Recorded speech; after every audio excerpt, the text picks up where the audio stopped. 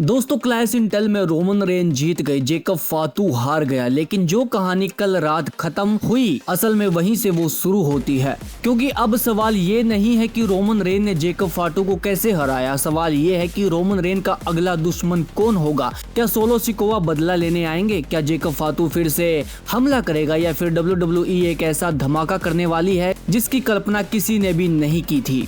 नमस्कार, मैं हूं विशाल कुमार। असल बी टैक्स को भी सब्सक्राइब कर दो। रोमन रेन वर्सेस जेकब फाटू, ये एक मैच नहीं था, ये ताकत की लड़ाई थी, ये सम्मान की लड़ाई थी, ये ब्लड लाइन के भविष्य की लड़ाई थी। और आखिर में रोमन रेन ने साबित कर दिया कि आखिर उन्हें ट्राइबल चीफ क्यों कहा जाता है। बंदे को तोड़ फोड़ के रख दिया। बात करते हैं मैच कैसे शुरू हुआ। शुरुआत से ही मुलाकात बेहद खतरनाक थी। जेकब फाटू ने अपनी ताकत का ऐसा प्रदर्शन किया कि कुछ समय के लिए ऐसा लग रहा था कि रोमन रेन की हार तय है। जेकब के हर हमले में गुस्सा था, हर वार में बदला था। वो रोमन को सिर्फ हराना नहीं चाहता था बल्कि उन्हें पूरी तरह खत्म करना चाहता था। लेकिन दूसरी तरफ रोमन रेन थे, अनुभव, रणनीति, धैर्य, और यही चीज आखिर में फर्क बन गई। जहां जेकब फाटू सिर्फ ताकत के भरोसे लड़ रहे थे, वहीं रोमन रेन दिमाग का इस्तेमाल कर रहे थे। और WWE में अक्सर दिमाग ताकत से बड़ी चीज साबित हो जाती है। अब इसी बीच रोमन की जीत का असली मतलब भी समझ लेते हैं। बहुत से लोग सिर्फ इसे इतना देख रहे हैं कि रोमन जीत गया, लेकिन अगर कहानी को ध्यान से देखा जाए तो WWE ने एक बेहद बड़ा संदेश दिया है कि WWE कंपनी अभी भी रोमन रेन को अपने सबसे बड़े सितारे के रूप में पेश कर रही है। जेकब फाटू को हराकर रोमन ने सिर्फ एक मैच नहीं जीता, उन्होंने पूरी ब्लड लाइन को चेतावनी दी कि ट्राइबल चीफ अभी भी वही है। लेकिन यही सबसे बड़ा मोड़ आता है। तो क्या जेकब फाटू की कहानी खत्म हो गई? बिल्कुल भी नहीं। असल में अब उनकी कहानी और भी खतरनाक होने वाली है। WWE ने जेकब फाटू को कमजोर नहीं दिखाया, उन्हें एक ऐसे राक्षस की तरह दिखाया गया जो हारने के बाद और ज्यादा खतरनाक हो जाता है। अगर आने वाले हफ्तों में जेकब फाटू और ज्यादा हिंसक रूप लेता है तो हैरानी नहीं होनी चाहिए हम लोगों को, क्योंकि WWE को उनके अंदर भविष्य का मुख्य इवेंट स्टार भी दिखाई देता है। अपने ट्रिपल एच को तो आप जानते ही हो। तो अब रोमन रेन ने जेकब फाटू को तो हरा दिया, तो अब उनका अगला ओपोनेंट कौन होने वाला है? इसमें कुछ बड़े नाम आते हैं। पहला नाम है सोलो सिकोवा।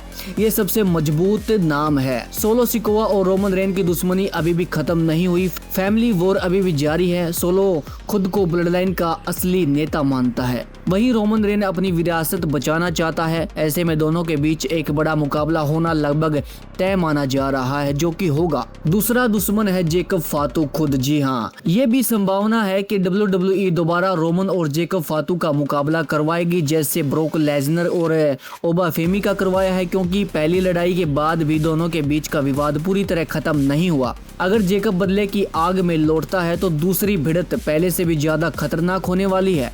तीसरा नाम आता है कोडी रोड्स। जी हाँ, WWE का अगला सुपरस्टार है ये बंदा। रोमन और कोडी रोड की लड़ाई WWE इतिहास की सबसे बड़ी कहानी में से एक बन चुकी है। अगर WWE फिर से दोनों को आमने सामने लाती है तो ये रेसलमेनिया स्तर का मुकाबला बन सकता है और फैंस को मजे आने वाले हैं। तो इसी बीच WWE का असली प्लान क्या हो सकता है, थोड़ा सा हम तुक्का मार के देखते हैं।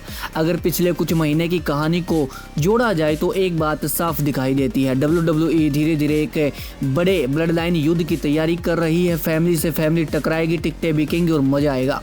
एक तरफ हो सकता है रोमन रेन, जेमी ओसो, जे ओसो, और दूसरी तरफ हो सकता है सोलो सिकोवा, जेकब फाटू, तामा टोंगा लोआ। अगर ऐसा हुआ तो WWE के इतिहास की सबसे बड़ी परिवार की लड़ाई होने वाली है। ये रोमन रेन ने जेकब फाटू को हरा दिया, लेकिन ये कहानी का अंत नहीं है। ये सिर्फ एक नया अध्याय की शुरुआत है, क्योंकि ब्लड लाइन की आग अभी भी बुझी नहीं है और आने वाले महीनों में WWE में एक ऐसा विस्फोट हो सकता है जो पूरी कहानी का भविष्य बदल देगा। अब देखना होगा कि ट्राइबल चीफ अपनी गद्दी बचा पाता है या फिर उनका अपना परिवार उनसे सब कुछ छीन लेता है। ये जानने के लिए चैनल को भी सब्सक्राइब ठोक दो, वीडियो आती रहेंगी।